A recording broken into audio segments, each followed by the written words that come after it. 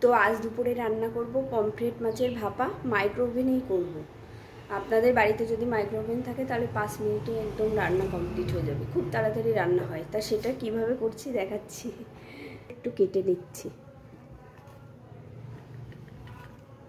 যে দেখুন এইভাবে কেটে নেব মাছগুলো, দুই সাইডই কেটে নেব এরকম করে।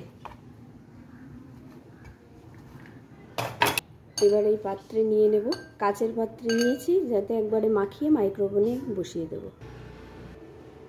হলুদ দিয়ে দিলাম, আর নুন দিয়ে দেব, দিয়ে ভালো করে মাখিয়ে নেব।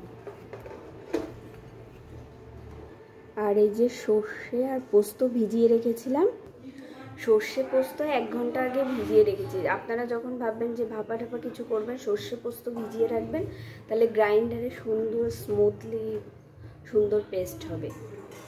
তো এবার গ্রাইন্ডারে দিয়ে দিচ্ছি কাঁচা লঙ্কা, এই ভেজানো পোস্ত আর সর্ষে, আর একটু নুন দিয়ে ভালো করে পেস্ট করে নেব। তো এখানে একটা কথা বলে রাখি, নুন দেবেন অবশ্যই, নুন না দিলে তেতো তেতো হতে পারে পেস্টটা। এবার এর মধ্যে এই পেস্টটা দিয়ে দেব ঢেলে। সর্ষে পোস্ত বাটা দিয়ে দেওয়ার পর এবার দিয়ে দেব সামান্য একটু টক দই। এই যে এবার ভালো করে মাখিয়ে নেব সুন্দর করে, ভালো করে ভেতরে মশলাটা ঢুকিয়ে দেব, বাটাটা। তো ভালো করে মাখানো হয়ে গেছে। এবার গ্রাইন্ডার ধুয়ে জল দিয়ে দেব,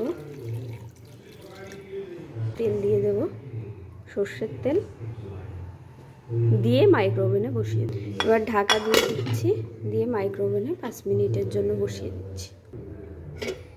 এই যে মাইক্রোওভেনে দিয়ে দিচ্ছি, 5 মিনিট দেব।